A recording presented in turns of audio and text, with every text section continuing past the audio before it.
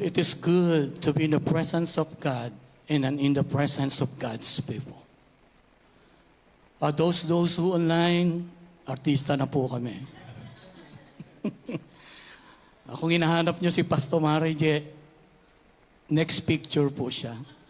Pray for her. Maybe God will grant siya naman dito sa next Friday. So, as we heard the scripture, no? And nakita po natin, and by the way, the title of this message, na matagal lang inilalagay ni Lord to, at matagal ko nang pinipreach to. No? Pero at this time, the title will be, The Power and Danger of Your Will. Let's everybody say, 1, 2, 3, the power and danger of your will. So nakita natin dito, di ba? Alam nyo, yung sa manok, wala na atang tinatapon no? Pag-usapan natin muna yung mga street food. Gugutumin ko kayo.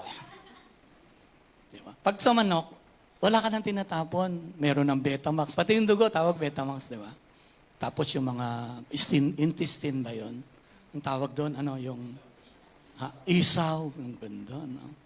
Tapos yung yung ulo, ano na rin niya, kasama pati leeg. No? Kuko na lang ata tinatapon, ano? Tapos yung balahibo, parang ginagawa din niyang feather, no? Yung parang pamaypay. And then ano pa ba dyan? Wala nang tinatapon halos. No? You know why I'm mentioning this? Because in the Word of God, never na pagsasawaan mo at never faded. Kung ang Levi's, meron siyang, ano ba ang punchline ng Levi's? Never goes out of style. But the Word of God will never fade it. Para siyang sun-kissed orange, na the more na inis-kiss mo, the more na kumakatas. At hindi mauubusin yan. It depends on how the comprehension and how the revelation God's give you. So when we declare that we are the God's people, God's kingdom. So dito makikita natin, it's about the parable of the kingdom life. Na makita natin itong rich father nito. Sinabi niya, there's a father have 2 sons, may 2 siyang anak. And to differentiate, one is called younger and the other is older. Ang father, what's called the source. Do you agree? In Hebrew words, when you say father, source. That's why when we pray, our fathers, our source. Pero this young man decided, nagsimula to when he grow enough. Siguro kung nagsimula to at the age of, you can say, ano ba yung teenager na yung parang makulit na, yung gusto ng mga 14. Pero I believe, during his, kagaya nila Seke, nila Sak, nila Ponggay, nila Pau-Pau, wala pong problema yan. All they have is, maglaro-laro lang. Di ba? Kapag nagutom, and they never think that they'll go hungry. Hindi na iniisip. Pag gusto niyan, parang si Abby, alam mo ba si Abby nung bata siya, dodo siya. Tapos ang matindi pa rito, pag naubos yung dodo, asintado pa, babato sa'yo. Nagka-problema tong child na ito, mga children, when he started growing up. They want to be independent.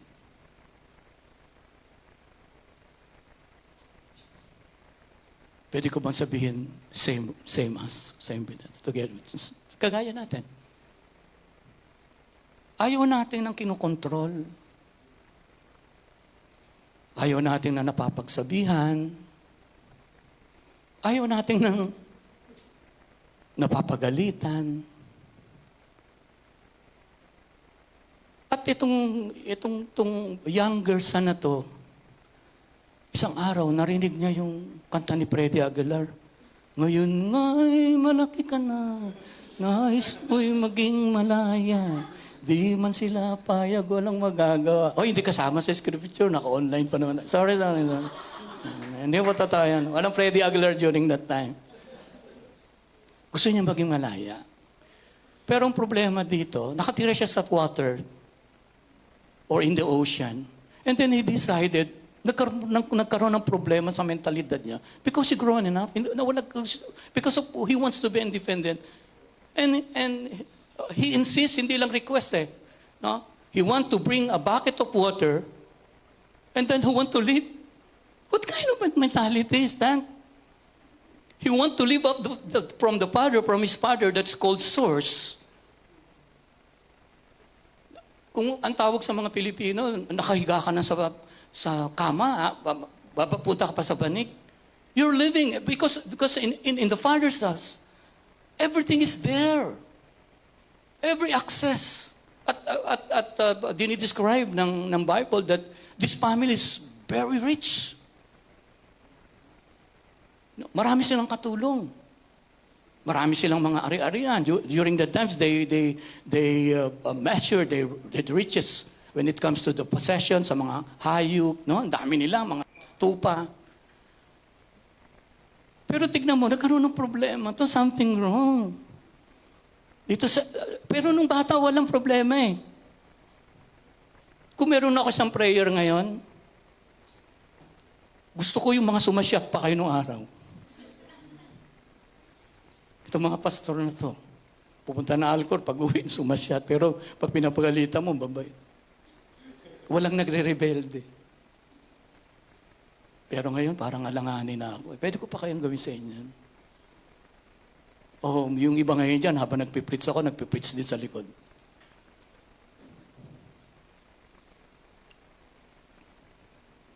Nagka-problema yung mindset nung lumaki. Bakit may problema? Nakatira ka na sa tubig, sa ocean. Ay yabang mo. May dala kang isang timba, no? Pinagmamalaki mo yung timba mo. Alalayasan mo yung, you're living in the water and then you want to live with a bucket of water? May problema ka, pre. Mare. Nakurap yung mind mo ng system, ng world system. Ayaw mo ng access, ayaw mo ng kingdom living. Gusto mo, pagtrabahuhan mo, lalabas ka doon sa kingdom, gusto mo, subukan ko anong meron. Eh pagpunta niya roon, nagtagutom, dala niya yung isang bucket. Ibig sabihin yung dala niya yung kayamanan. Eh matinda pa rito, sa kaugalian ng Hudyo, pwede kang ihabla. Pinapatay mo na yung tatay mo. Kaya the title of is this, your will, it will become powerful and it also very dangerous. Para akong si Mr. Bean eh. Hindi na may miss ko dito. Sa inyo akong pangit sa TV.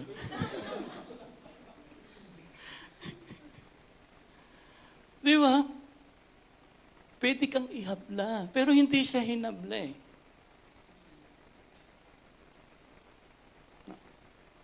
Pinatulan siya ng ama. Alam mo kung bakit? Hindi pwedeng bawiin ng ama yung will na ibinigay sa atin. May problema, very dangerous, my friend. Very, very dangerous, my friend. Papatayin mo ama mo. May problema ka sa pag-iisip. Eh wala pang mandaluyong nung araw. Kukunin mo, papatayin mo yung tatay mo. Walang magagawa yung tatay kasi, di ba, the only thing that God cannot stop you is your decision. Ngayon, pero papunta siya dun sa danger side. No? Habang kinukuha niya yung mana, binigay sa kanya, naka-walkman siya. Patuloy niya pinapakinggan yung kay Freddy Aguilar. Malaya na ako. Wala pang walkman noon. No? Ginagandahan ko lang yung kwento. Pag ganun pa eh. Dala niya yung bucket. Ibig sabihin, ganun ka siya ka, ayoko na Englishin para mas maganda. Ganun siya kahangal. Ibig sabihin, kapag ikaw pala, aalis ka sa source, very danger, my friend. Ang kapalit mo lang kalayaan. Huwag kang makibang. Dala mo isang bucket lang sa kaabuti niya. Nagtagutom. Hanggang sa naubos. Sinisearch ko yun, parang pangalan nata nitong younger son, parang nag-letter B. Nag-umpisa sa B. hindi ako nakatingin sa iyo. Dala-dala niya, nagtagutom. Problema siya. Di ba? Permissible eh. Alam mo sa buhay, dalawa yan eh. Isang God's will and isang permissible. Pag permissible, hindi will ng Lord, pinuwersa mo. Basta. O Lord, nagpaalam na ako sa iyo. Basta mag-aasawa ako. Sabi ng Lord, huwag mo nang ano. Ayun, basta. It's called permissible. May problema ka na doon. Against the will ka na doon. Pinatay mo pa yung tatay mo. Nagtagutom. Naubos. Hanggang sa nagkaroon ng pamin doon sa naubos. Pumunta siya doon umalis siya sa kingdom life. Namuhay siya sa sistema ng mundo, sa world system. Nag-employed siya. Sa kingdom, walang employment eh. Access, di ba?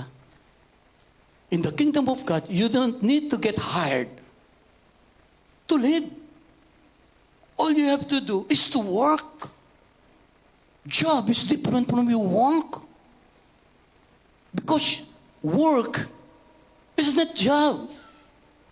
Work, you're living a purpose to maintain, to control, to domain the kingdom, the possession of your father. But never think that you own this one. Nagkaroon ng problema when he take ownership instead of stewardship. May problema tayo rito. Huwag niyong itataas ang kamay niyo. Sino dito yon may mindset na, this is mine. May problema ka, pare. May problema ka, mare, dyan. Wala sa vocabulary ng kingdom life ang word na ownership. You can use everything. You have an access everything. But you don't need to get hired. All you have to do is to work. Because work is doing what's born to do.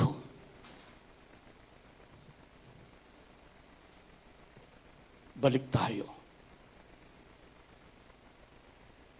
Hinar siya ngayon. Tagapakain ng baboy. Ang problema dito, empleyado siya doon. Tagutom nga. Yung kinakain niya rin, kinakain ng baboy. Yung tinutulugan niya, tinutulugan na rin ng baboy. Matagal-tagal din. Hanggang sa nakurap yung mind niya.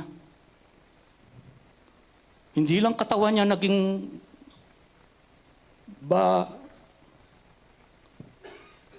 yung isip niya. Naging isip pig siya. Nakurap eh. Kaya nagkaroon siya ng mentality, slavery mentality. Slave mentality. Wala na. Pero, nagkaroon siya ng realization. He took himself, di ba? Kinausap niya yung sarili niya. Ang ginawa niya, tumawag siya ng meeting. Tinawag niya yung sarili niya. Humarap sila sa salamin. Let's talk. Sabi ganyan, ano? Kinausap niya yung sarili niya eh. Tumawag siya ng meeting. May problema tayo. Doon sa father's house ko, di ba, yung kinakain ng slave, ay ng servant. Ang sasarap. Samantalang tayo dito. Problema, ayaw sumagot ng ka-meeting niya. Di ba? Pero ang nangyari dito, tignan nyo. Ang title sa Bible, it calls prodigal son. Pero I believe, like me before, that we miss some of the lesson to be learned in this parable. Kapag ginugol nyo ngayon yan, huwag kayo mag-google, mabubukod nyo na wala sa Google. The meaning of prodigal is recklessly, wastefully, extravagant, lavish. Pag tinawag mo, kaya tinawag yung prodigal son, walang habas, walang atubili, walang pakundamang paggastos. Pero there's nothing in the word prodigal. Kaya lang ginamit sa kanya dahil adjective, inuri siya na kung paano siya gumastos. Pero matindi rin dito yung ang tatay niya tinawag din prodigal father. Sobrang magmahal. Extravagant, reckless love, wasteful love. Pag-aaksaya mo ng panahon yan, suwail yan.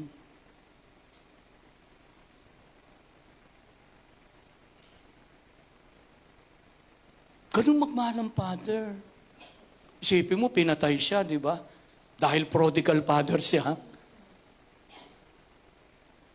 Mahal niya yung anak niya. Pag sinabing labis, sobra-sobra, labis din sa Tagalog yun, di ba?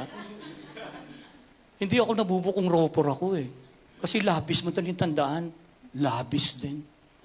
Sobra. Pag sumabit ka pa naman dyan, ang hinana ng memory mo. Extravagant. Ganun magmahal. Unconditional. Nag-decide ngayon to. Pero tignan mo, nung nag-desisyon siya, hindi lang siya nanatiling nag-desisyon. Na-realize niya Nung nag-agree, ay sa wakas, sumagot din yung sarili ko. Babalik tayo ha? Balik tayo.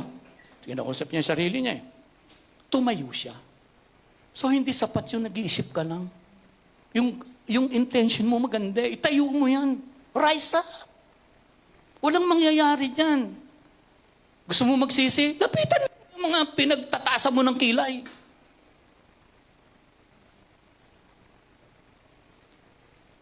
Yung mga nasagasaan mo, lapitan mo yun. Rise up ka dyan.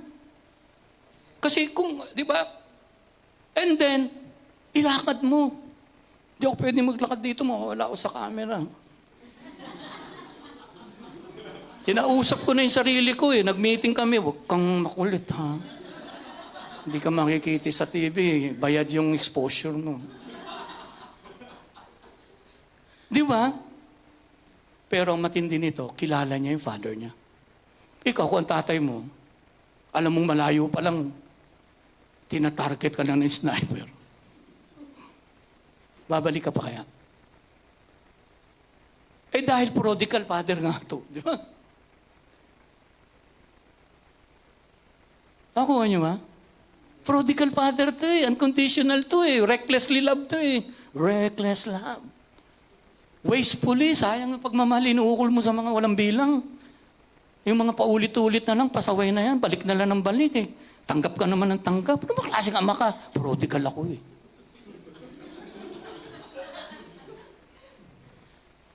Alam niya kasi yung father niya. Kilala niya Tatanggapin ako nun. Dito, may bumalik ba na nireject? May pumatol ba sa mga kadramahan niya? Binigay namin ang karapatan yung magdrama, walang sumuway. Kasi alam naman namin yan, dramang bukid lang yun. Pinag-usapan ba kayo? We still reserve your honor. Same with the father. Wala siyang pinagsabihan. The only thing that you make decision to come back here in Jesus Ministry dahil hindi tayo kolorum. You know that we are a loving church. We are a family. Amen? Naniwala noon kaya.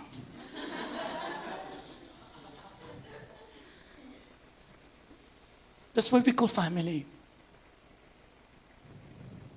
Mukhang masungit lang ako, pero ito na yung pinakamaamo ko. Believe me. Ito na yung pinakakaya kong gawin. Bumalik siya. Pero matindi rito, yung tatay, umpisa pala nung umalis siya, nag-aantay na. Naiiyak ako. No? Prodigal eh. Nakabang na. Kaya malayo pa lang yung anak. Siya pa yung una nakakita. Slow motion na lang ako dito gumagano.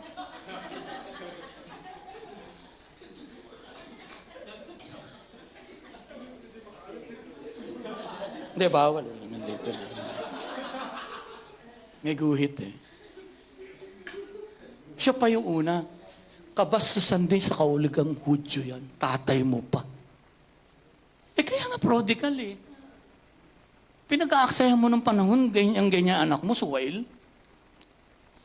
You're wasting your time. Eh prodigal ako eh. Napaka-reckless mong magmahal. Eh prodigal nga, father ako eh. Pagdating ngayon, iba na yung mindset.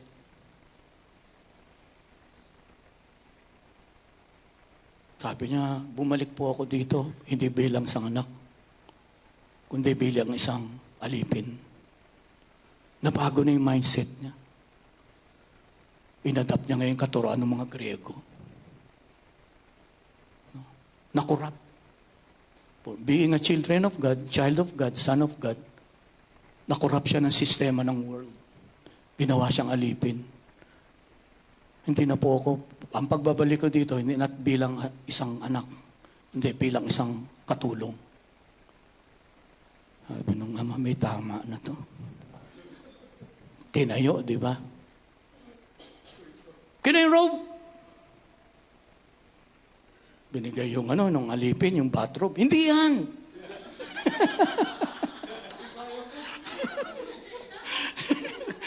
Hindi bathrobe, yung yung panghari.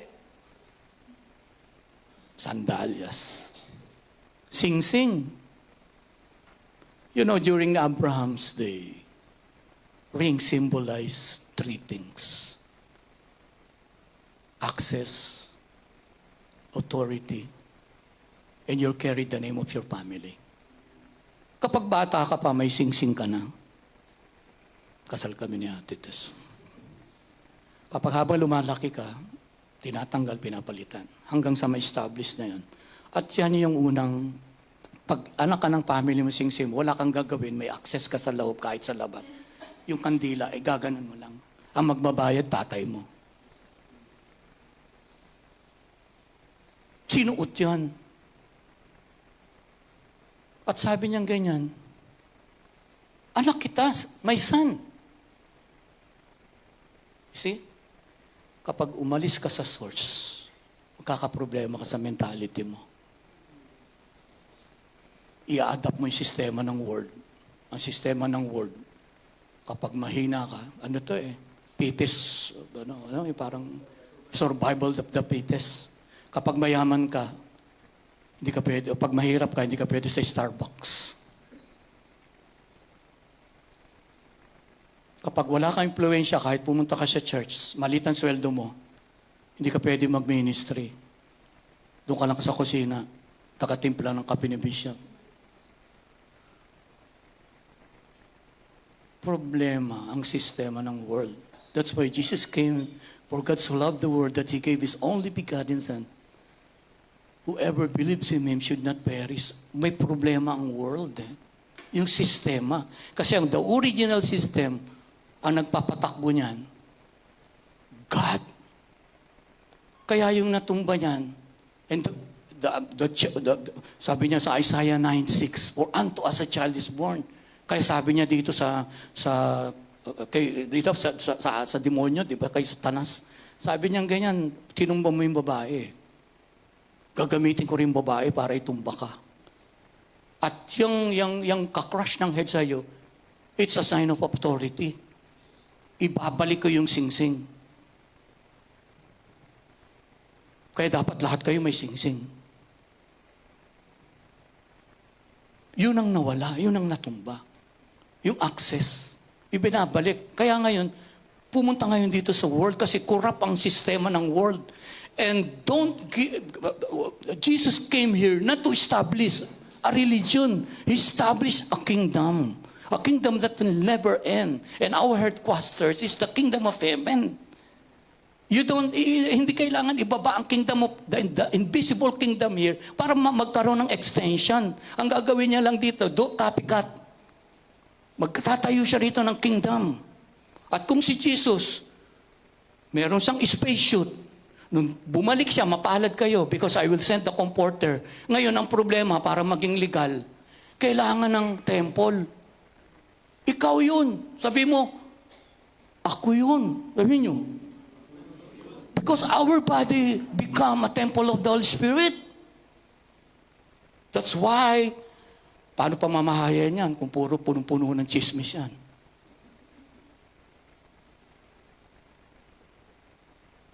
Kaya that's why we call kingdom people.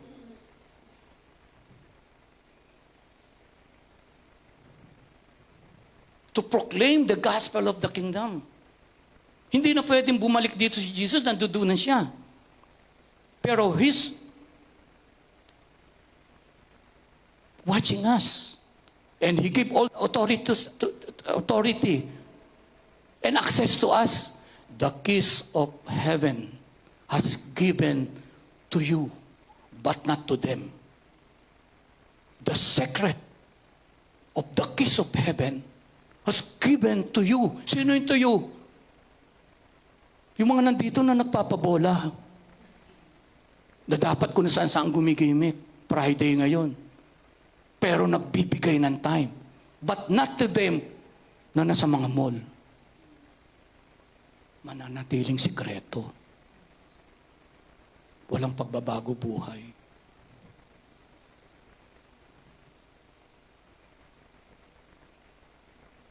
Ito pa isa. Gusto nyo pa? Huli na to. Prodigal son, prodigal father. Di ba? May prodigal pa. Isang prodigal din.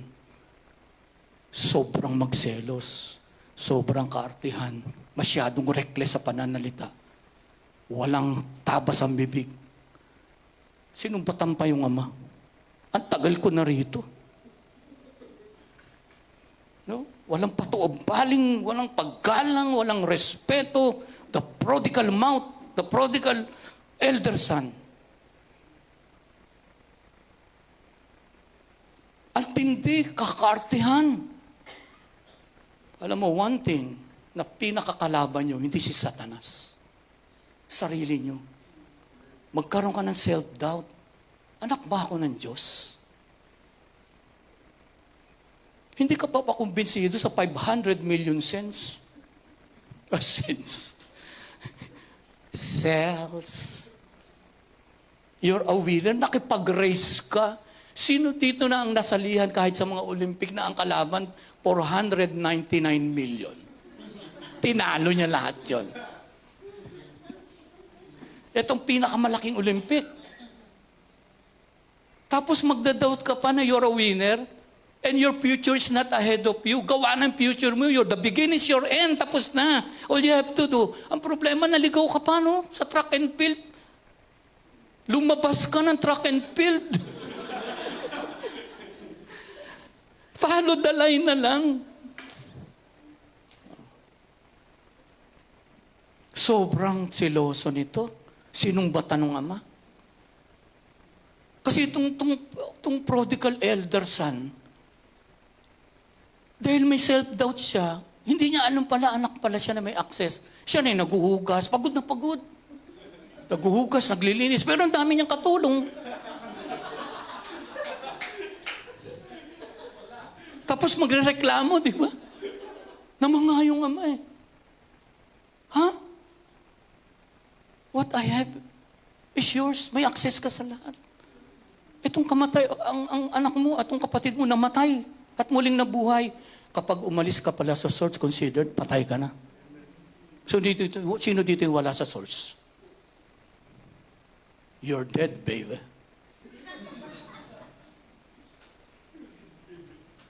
Magmamalaki ka sa Diyos. Dala mo isang timba. Saan aabot yan? Tapos magbubungkal ka sa out of the kingdom. Tapos pamamahano mo yung timba na yun sa anak mo. Napakasimple, no? Ganun mag-isip ang kalabaw.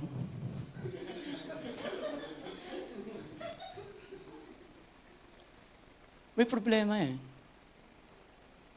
Diba? Sobrang selo. Sa church maraming ganun eh. Pero wala dito ha. Deliver na tayong lahat, di ba? Mismo sa mga ibang church, ganun eh. Pag may bumalik, yan na naman. Pinaalis na nga, bumalik.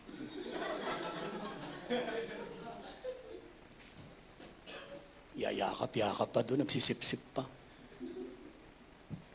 Hindi natutuwa. Huwag niyo itaas ang kamay niyo. Sino yung ganan? Sobra kayo.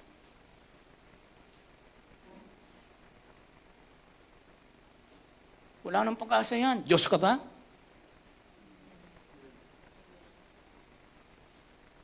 Sino ka parang umatot sa kapatid mo? Nagkasala yan eh. Hindi pa ba sapat yung parusa niya na nawala na siya sa kingdom? Dati, Pinoy yung binabanatan niya, Indiano na. You see, pag ganun ang samahan, may problema. Kaya nga sabi ko, I believe we miss out eh. Kasi karamihan nakakonsentrate tayo doon sa prodigal son eh. But we miss the love of the Father, which is also prodigal. And we miss also yung attitude. May problema. Yung older son, prodigal din. Sobra sa selo, sobra sa arte. Di ba you're living in a kingdom. Sigaw ng sigaw, kingdom people. O, yung pala, ibang mindset, religious. Nakakulong pala. No? Kukontrahin pa yung hindi naman totoo yung sinasabi na mataba na, laki lang ng tiyan yan. Kulto nga yan eh. Nangungumbinsi pa ng iba. Yung tatay na yan. Yan mo, favorite pa yung kung sino pa yung nagwalang ya. Yung pa yung minamahal. Ako, tagal ko na dito, hindi ako papatay ng mataba. Mayaman yun eh. Kasi nga, alam mo nyo yung pinatay, yung patty cult, they call it G. Alam mo yung G, yung parang, yung mantikang puriko na, yung taba, it's sign of riches. At yung inaalagaan ng patty cult na yun, special yung pang VIP lang yun, pang mga king. Siguro ang halaga nun, mga 30 halaga ng ordinary na sheep. Pinapatay lang yun, yung pinatay, kaya selos na selos yun. Eh may pagproblema din sa mindset ng elder. Nakatira na siya sa kingdom, naguhugas pa ng plato. Pinahirapan pa, pwede naman mag-elevator, may elevator yung bahay, may escalator, gumagamit ng stair. Yung arte din, sobra sa arte, kaartihan. Tapos, di ba, sip-sip naman kasi yun, kaya binibless eh.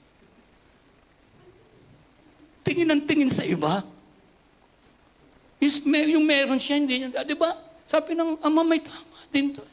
Sobra naman, ba't binigyan mo akong 2 anak na ganito? Puro prodigal. Yan ang nararamdaman ko ngayon dito. Ang dami kong anak na prodigal. Oy, biro lang, mababait kayo. Nakita natin.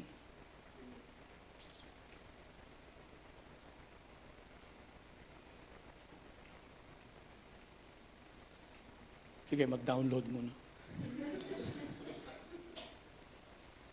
Di ba? Simpleng prodigal.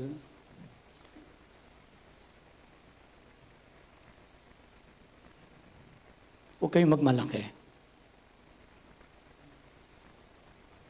Aalis kayo sa source, pagmamalaki niyo yung isang timbang tubig. This is how you difference between nagre-religion ka at nagpapag-government, nagpapag-gobyerno. You're living in a kingdom. It's just like If you're living in a kingdom, you're just like living in the ocean. You have a spiritual freedom. But you're living in a religious belief. You're still searching. You're controlling ng mga pare, ng mga leaders doon, sila lang ang pogi. You're living in aquarium. Wala kang kalayaan. Because you run by rules. But the kingdom life is run by law. Constitution. This is not to harm you, but to protect your rights. Kaya nung sinabi ngayon, dito ako magtatapos. Paano ka naging anak?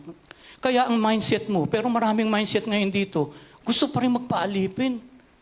Pero sabi nga ng Portugal, hindi ka alipin eh.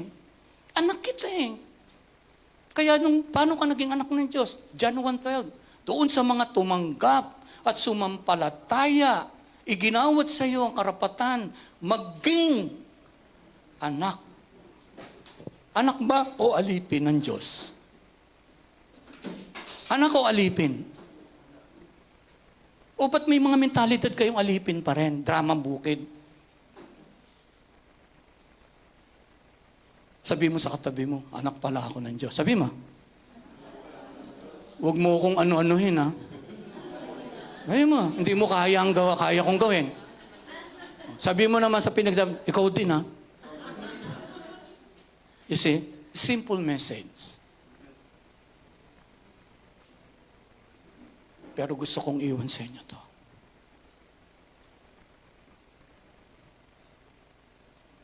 Wala bang tissue dyan? Iyak ako.